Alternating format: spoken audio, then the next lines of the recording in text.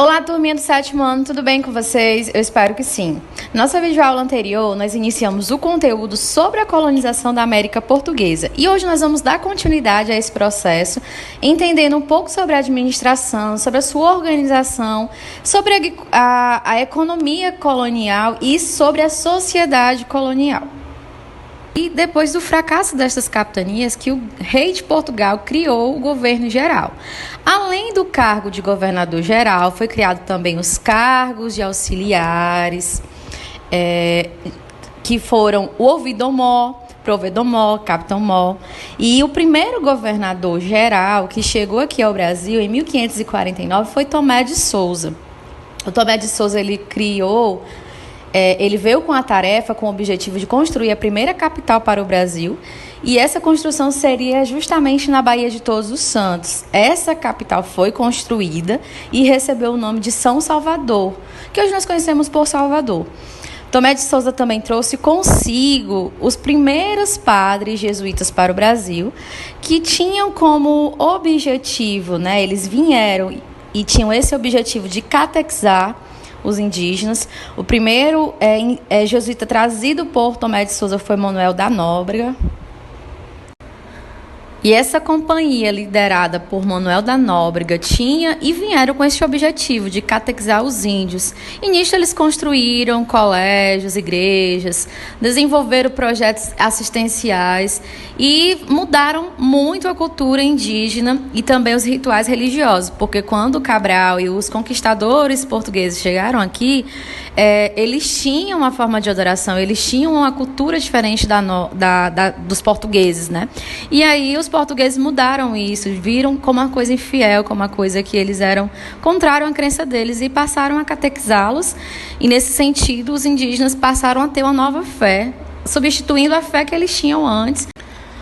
E o segundo governador-geral que nós vimos foi o Duarte da Costa, em 1553. Ele também veio acompanhado por colonos e os jesuítas, né?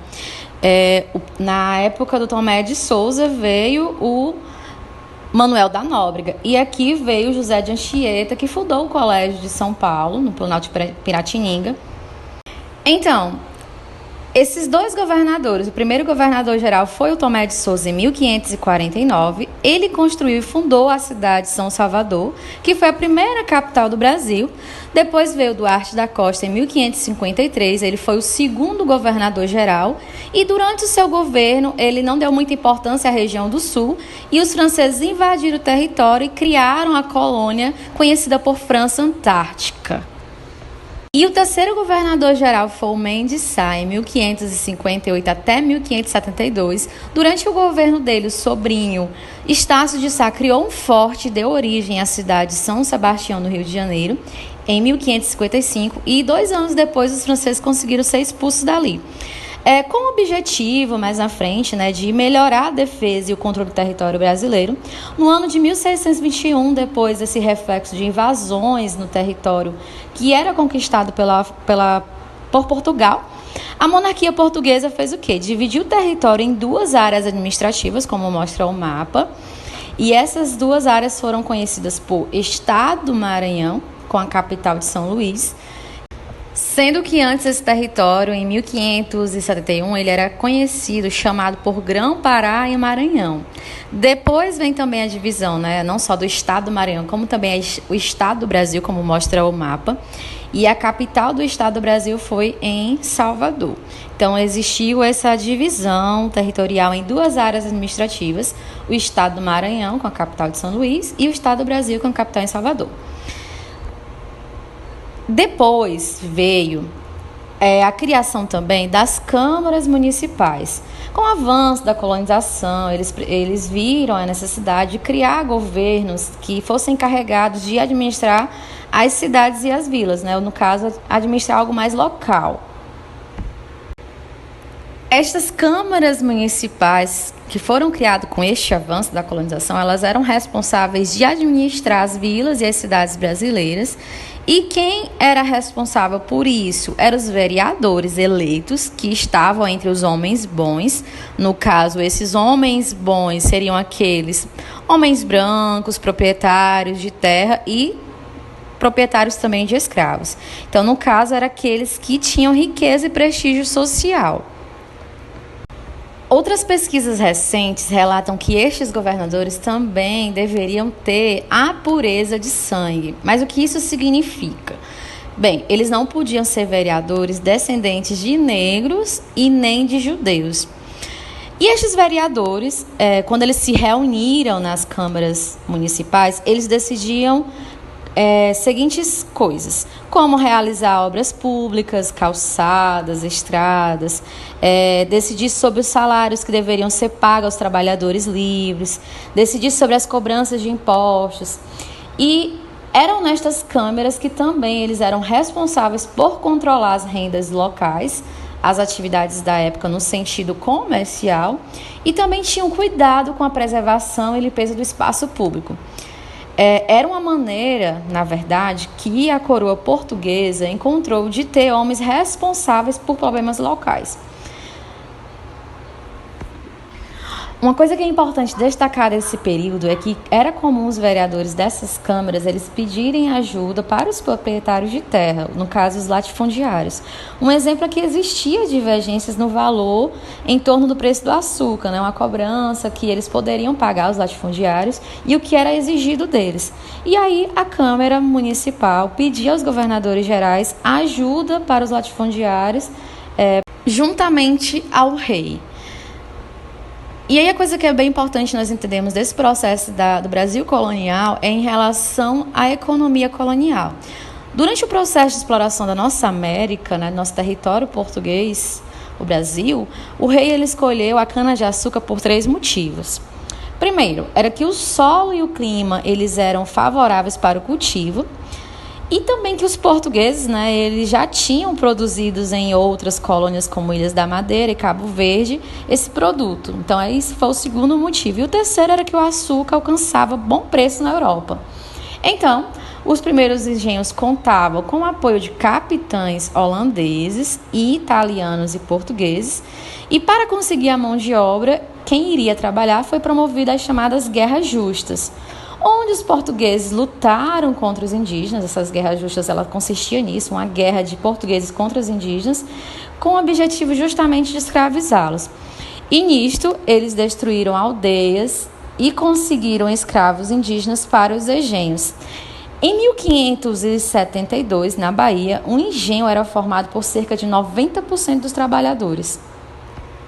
E depois, do século XVI para o século XVII, no Nordeste, chegaram os africanos.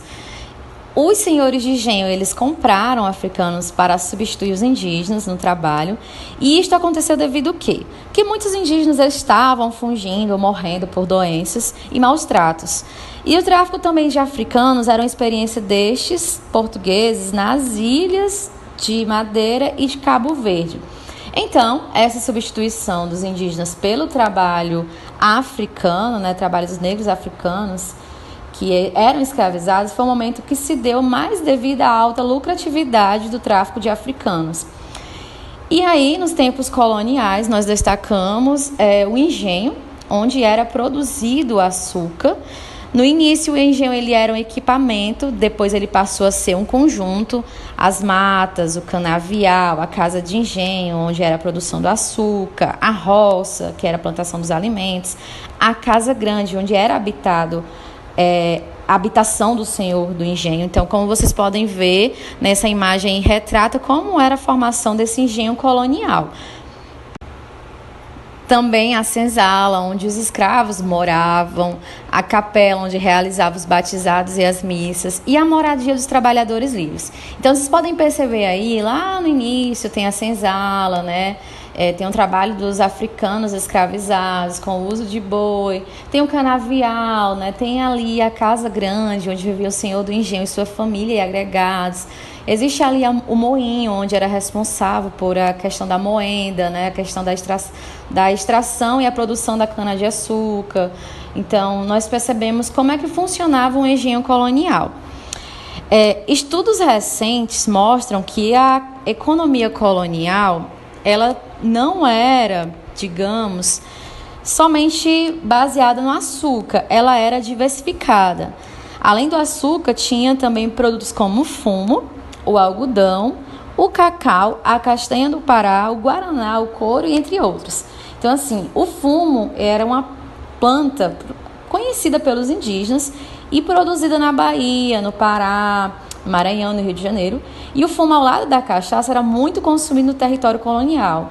Eles eram exportados para as Índias e trocados por escravos na África.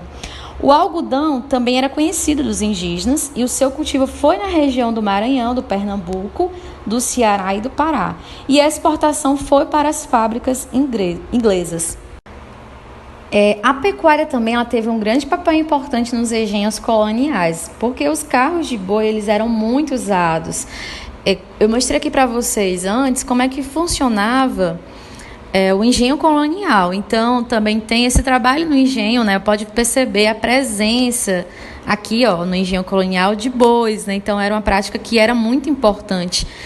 E nós vamos ver já como é que funcionava esse trabalho, né? Além dos produtos que foram consumidos e também eram importantes na produção da época colonial. Mas o mais importante de todos foi a cana-de-açúcar, né? Então, vocês podem perceber aí na imagem 1, quando os africanos, depois de plantar, eles cortavam a cana e transportavam nos ombros ou nos carros de boi até a moenda. Depois chegavam lá na moenda, a cana era moída e o caldo era escorrido através de um recipiente grande. Dali era retirado até as caldeiras. Isso é mostrado na imagem 3. Como vocês podem perceber, os africanos fazendo esse trabalho nas caldeiras com o caldo da cana, e aí depois ele passava lá para a questão do melado, e no final tinha lá o açúcar sendo retirado nas formas com o formato de um bloco duro, né? E além da cana-de-açúcar, como eu tinha falado para vocês, né, teve o fumo, o algodão, outros produtos que foram importantes como cacau, mandioca, frutas e legumes, né, a atividade da pecuária. Mas aí o que acontecia? Existia também uma grande produção de alimentos em chácaras, e essas chácaras elas eram próximas aos engenhos, onde cultivavam mandioca para fazer farinha, o feijão e o milho, frutas como a laranja, e estes alimentos ele abasteciam a população da sociedade colonial, que era composta pela nobreza colonial, pelos trabalhadores assalariados, pelos comerciantes e pelos escravizados. Então, assim, essa sociedade colonial açucareira, além delas terem os senhores de engenho, havia também nela escravizados, comerciantes, lavradores de cana, roceiros, vaqueiros. Então, é bem importante destacar que os senhores de engenho, eles eram pessoas livres e brancas, e os que trabalhavam nos canaviais geralmente eram os negros, em boa parte africanos. E estes senhores de engenho, eles eram o grupo social de maior prestígio na sociedade açucareira. Eles eram os donos das terras e do maquinário e dos escravizados. No caso dos comerciantes, eles eram responsáveis pelas maiores fortunas no Brasil colonial. Eles eram comerciantes de escravos, de produtos europeus e indianos, como tecidos, ferramentas e entre outros, e de produtos locais, que estavam animais e alimentos. No caso dos trabalhadores assalariados, como vocês podem perceber no quadro, existiam aqueles que eram feitomó, né? No caso, ele fazia o trabalho de administrar o engenho, o mestre de açúcar, o purgador, o caldeireiro, o oficial de açúcar, o feitor de campo. Então, estes estavam os trabalhadores assalariados dos engenhos, mas também havia artesãos, carpinteiros, pedreiros e ferreiros que recebiam por dia pela tarefa que eles faziam, que eles desenvolviam. E a maioria desse salário desses profissionais era anual e era de acordo com a questão da quantidade de produto que era vendido, né, e conforme era pago pelo engenho. E, por fim, nós temos aqui os trabalhadores escravizados, que né, grande parte da população colonial era formada por africanos e seus descendentes, e o trabalho deles era uma forma da base econômica colonial. Eles eram responsáveis pela lavoura, pela pecuária, pela coleta, pela pesca, pelo transporte de mercadorias.